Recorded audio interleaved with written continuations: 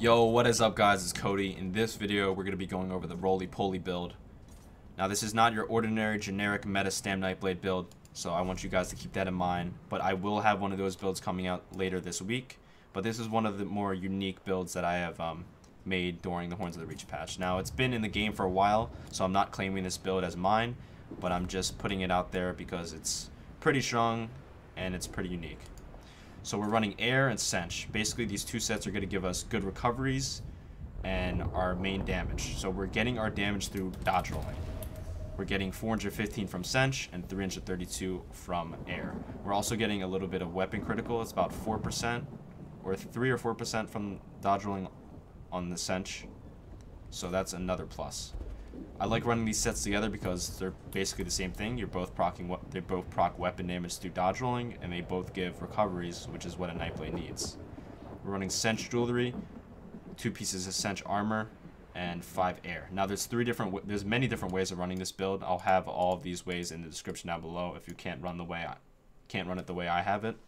But this is pretty much the maximum damage you can push. Basically, it comes down to the weapons. We're running a master bow and a non-set Maul Nirnhund with a weapon damage glyph enchanted. So this is the most damage you can push. I thought about going infused for more consistent weapon damage procs, but this is the most damage you can push, and I like it so far. But you can mess around with it. We are Wood Elf. I find that to be the best race. Khajiit though works, Redguard works, but I think Wood Elf is definitely the best for Nightblade in general, stamina Nightblade. 64 points in the stamina, and we are running the Warrior Stone and the Jewels of Misrue, which is basically max health and try recoveries. The gold food is slightly better, but it's slightly more costly. And we are running the Warrior Stone. If you can't run the Warrior because of the sustain issues, go Serpent. But we're hitting 25-30 stam recovery buffed up and 1257 magic recovery buffed up. So yeah, if you go Serpent, you could probably push 3k. If you're wondering how the rotation works, I'm going to go over real quick. We are running the Master Bow, and the way this works is you cannot swap cancel Poison Injection. Swap canceling is basically using a skill on that bar and hitting that skill on your other bar. So, like that, I just hit a light attack Poison Injection, and the Poison Injection hit on my 2-hand bar, which doesn't allow the Master Bow enchantment to proc. So you're going to have to Poison Injection on your front bar and then swap. As you can see, my arms will go green, and that's how you know that you have the enchantment procced. So one more time guys, you would have to make sure the Poison Injection hits on the back bar, and then you can go to your front. So weapon damage buffed up looks like this. In cloak we're at 5198. So basically that's the most weapon damage we have tooltip wise, character sheet wise, plus 301.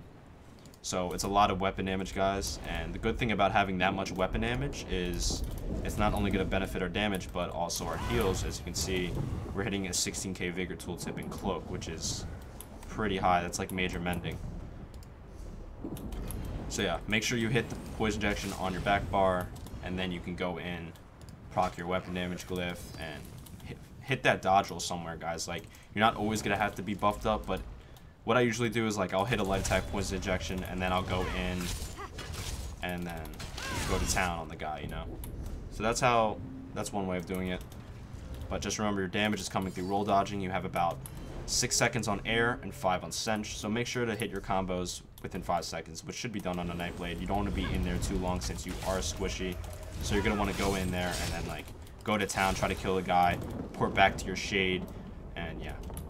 So your survivability is dodge rolling, and your heals, we have really low crit resist, and we are in medium armor. So you're going to want to play this really passively, and really, you're going to want to pick out your fights and make sure you're in and out. The way you can, it's a lot easier on Nightblade since we do have utilities like cloak and shade. So you can go in the fight, go at town, and then, you know, come out whenever you want, sort of deal. So we're running Mass Hysteria, this is Fear, this is our AoE CC, Surprise Attack, Ambush, Executioner, Rally, Incap.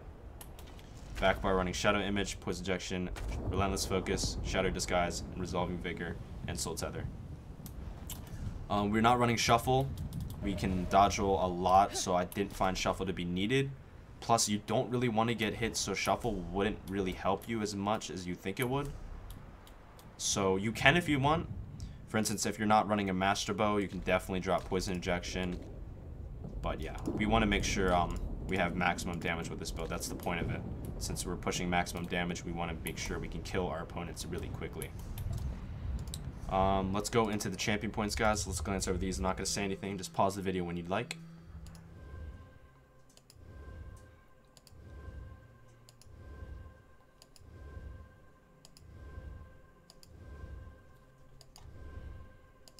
And that's it for the champion point, guys. Like I said, this is a unique non-meta build. It may be hard for some of you guys to play, but basically the rundown is you have really high damage. You gotta proc that damage through your dodge rolls, your weapon enchantment, your master bow, and just being a Nightblade in general. So you're gonna want to be quick and fast.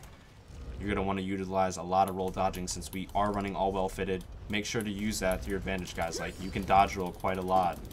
We're gonna demonstrate right here how many times we can dodge. It's pretty crazy. Like, I know there's things that go through dodge roll, like cliff racers, dots, dawnbreakers, but if you play, there's gonna be times where you do get killed.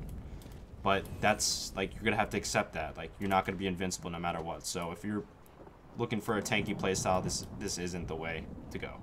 But yeah, if you are looking for like this type of playstyle, guys, like in and out, high damage, dodge rolling for defense, then it's for you. Anyways, guys, it's Cody. I hope you enjoyed this build. I find it to be really fun when in non-prime times. And like, usually don't play this build if it's laggy and high pop. It's not gonna go well. It's good in no CP as well. You may want to go Serpent though for non-CP. But yeah, that's the build video, guys. It's pretty unique. It's a roly-poly build. Hope you guys enjoy. Peace out.